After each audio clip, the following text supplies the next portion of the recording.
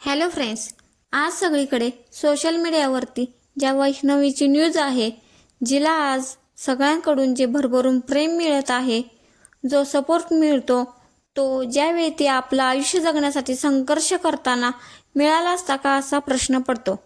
कारण आपल्या समाजात मुलगी जरी आईवडिलांची काळजाचा तुकडा असला तरी तिचे लग्न झाले की ती परकी होते. तिला जरी सासरी त्रास होत असला तरी तिला माहेरी राहता येत नाही. लगेच आईवडिलांना इज्जतीचा प्रश्न पडतो. आपल्या आजूबाजूचे लोक काय म्हणतील, ती पुढे काय करणार आणि समाजातील लोकही नवऱ्याने सोडून दिलेल्या मुलीला समाजात सन्मानाने राहू देत नाहीत.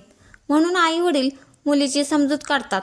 तिच्या सासू सासऱ्यांना विनंती करून मुलीला सासरी नेण्याची विनंती करतात.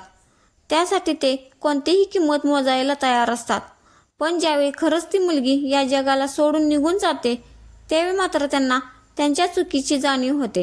अजून अशा वैष्णवी जगाचा निरोप घेण्याआधी समाजातील विचार बदला. आईवडिलांनी आपल्या मुलीचं दुःख समजून घेऊन तिला सपोर्ट करा.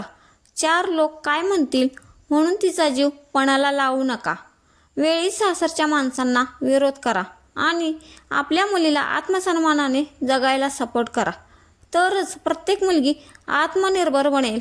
आणि जर हा व्हिडिओ आपल्याला खरंच योग्य वाटला असेल तर प्लीज चॅनेलला सबस्क्राईब करा आणि हा व्हिडिओ शेअर करा.